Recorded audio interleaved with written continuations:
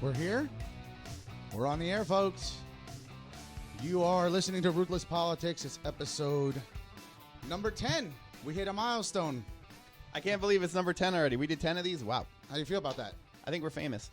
Are we famous? We're getting there. You're more famous than me. Infamous, maybe. More infamous. Yeah, he's like a magnet for lawsuits, folks. Hey. Don't give anybody any fucking ideas out here. Right. No, that's it. I'm just kidding. You're listening to It's Number 10. I am Treez here with Kid Chronic. And we're going to get right into it, folks. You know we do an hour of the show every time. This is the anniversary number 10. I'm looking up here. What is the 10th anniversary thing that you're supposed to give here? Does anyone know that offhand? 10th anniversary. Is that like a special gift? Like, do you owe me a rock?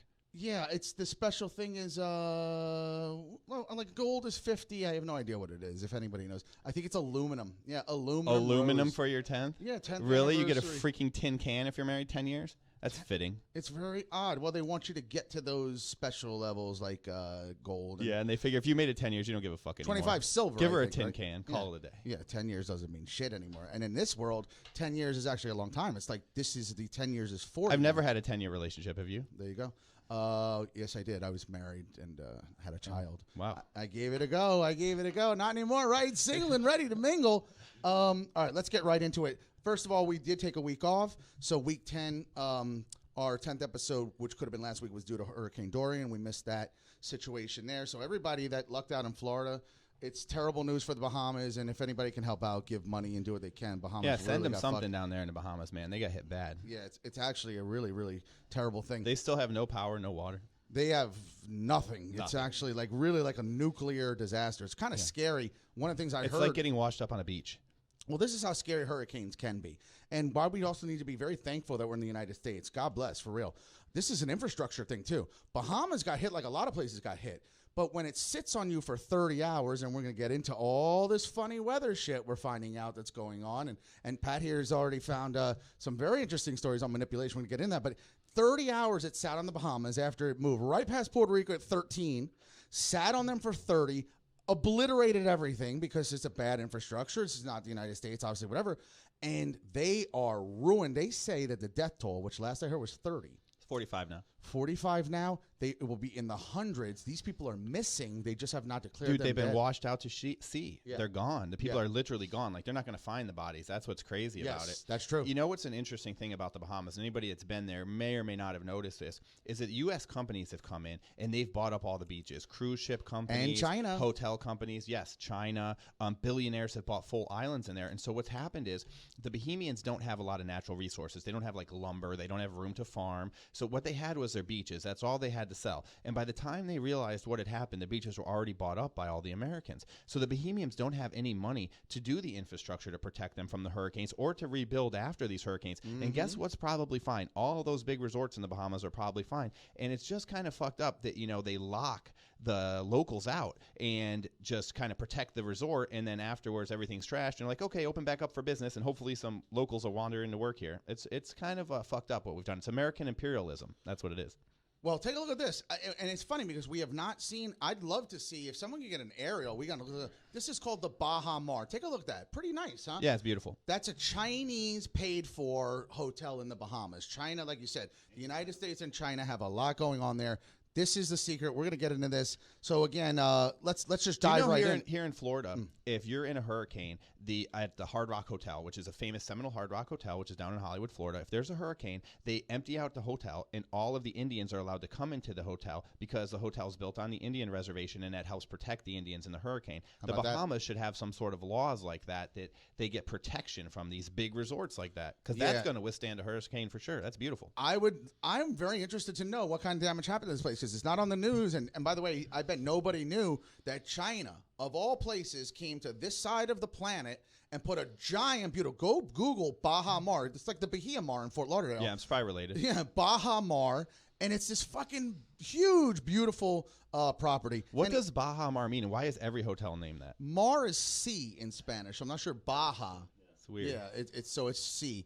My daughter's name is Marisol in English, or Marisol in Spanish. Mar-e-sol, the sea and the sun. Oh, there you go. Nice. How about that? So I know a little Spanish. I'm going to let you jump into this kind of weather manipulation. We're going to talk about some cloud seeding, HAARP, and can hurricanes be controlled? They've talked about nuking one, but now you're talking about, can we drop ice into one? What the fuck are we doing? We did talk about the Trump nuking one kind of like it's not so gaffe silly, that is happened. it? So that sparked us talking behind the scenes about weather manipulation. And normally me being a liberal and somewhat sensible person, I'm like, okay, obviously we can't control the weather. That's just stupid. Okay. So I start researching, can we control the weather? And sure enough, I don't know if we can control the weather, but we can sure as hell make weather. So they've got this machine that they were using, an RS-25 engine test. It's a NASA machine. This thing, when they test this rocket engine, it pours out so much, basically like carbon dioxide and oxygen, which is essentially a cloud, I guess. It pours out so much of it that it creates these clouds. And they can also create clouds that literally will rain now. So they can create a cloud, put it up in the air, and you could go walk under this cloud, and it'll rain on you. So if you can go on YouTube and you can see that they can create clouds and that they can also make it rain, and we all know that they seed clouds. I think that's pretty common known for farming and different reasons, and if there's a drought or something. So you would have to wonder, can the government, in fact, create a storm, steer a storm, or have any impact on a storm at all? It's possible. Well, my theory, and I'm kind of a conspiracy theorist. I shouldn't say that.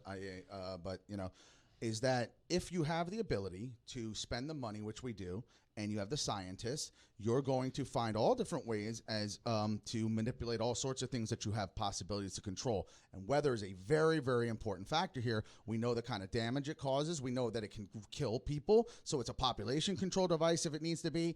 And it's also a scare tactic. I mean, people get very nervous. Remember, you have monsoons, tornadoes, hurricanes, earthquakes. It's not There's all the sorts of best shit. weapon, though. So, it's like, okay, so what happens? You're like, man, China, you're really pissing us off in this trade war. So here's what we're going to do. We're going to put a thunderstorm over your country for like a few days. I mean, it's just not the most effective weapon, The definition The hurricane would be. Now, if you could send a hurricane Absolutely. towards somebody, that would be wild. Well, there is a conspiracy theory that this hurricane was controlled by Donald Trump. And I'm going to get into that. Cloud seeding, by the way, the dropping of crystals in the clouds to cause rain. So just think about that. Something that you thought, Mother Nature, uncontrollable, she rules it all. We found a way to actually manipulate those clouds. And if you know this, back to amateur meteorology, if you're a kid, a whole point of a rainstorm or a thunderstorm or a cloud is the clouds get like a saturated diaper. Yeah. And at some point they release. It's that simple. It's not complex science. It's not. And that's why, and this is why they get it wrong. You're very right. Meteorologists are very overrated. That's why they put pretty chicks in there. It's not a hard thing. And not to be disrespectful, but it's not like it being a neuroscience. But my point is this. The reason they get it wrong so much is they can predict the rain. They can't tell exactly when that cloud is going to piss on you. Yeah. And it moves. And you see in summertime in Florida, the clouds move very fast, by the way, when they're dark. It can't determine, well, is it going to fall on Daytona? Is it going to fall on Boca? Is it going to fall? And these things move, and it gets very hard to predict They can track the kind of global winds, if you will. They can track weather moving around the planet. But you're right. They don't know when it is going to rain. But if you look at the last Hurricane Dorian, it went right up our coast. The models had it taken right up our coast. And most people in Florida, I mean, I didn't get too scared. I brought in the pool furniture. I made a few things around the house a little safer. But that's it, really. And so we trust the models so much that we leave ourselves in harm's way. Here's why I didn't, and you're right. They can predict it, and it was all about that northern pattern, if you remember, pushing it into Florida. It was going like this, and then they said it's going to just curve right into Florida. But you don't know how long this thing's going to last for, right? So this dissipated, and then it didn't go into Florida. It went just far enough, stayed off our coast, hugged, and hit the Carolinas. And a lot of they them seem to hug God the bless coast. them too. They seem to hug the coast a lot It's lately. very odd. It's very bad for the beach too, though, because it tears the beach out to sea because it's just churning right off of our coast, and so it pulls all of that sand off of our beaches and tosses it out to sea. So it's actually kind of it's not good for Florida tourism. I'll say that. Even though we didn't get a direct hit, the beaches did suffer. Real quick, HAARP is the High Frequency Active Auroral Research Program. These are the people that you hear if you're seeing the chemtrails or grids in the sky. Who's dropping the crystals? Do you believe what are in they the doing? chemtrail thing? Oh, I absolutely do. Oh, of course you do. Well, because here's why I do Bullshit. too. Can't it just be like a ends. plane trail? It could be, but when I see them in grid form, or when I see a plane going up like a space shuttle and not like a plane that United Airways that's going to New York like this, I'm watching planes go up like that. It's just very You're on odd. the Space Coast. They're not planes. They're probably rockets. They could be. Yeah, right. So guys literally sitting outside Cape Canaveral like, these planes are weird. That's a Roman candle. What is he doing? But no, if anyone's doing the cloud sitting, it's HAARP and some of these bad guys. So I want to touch on that.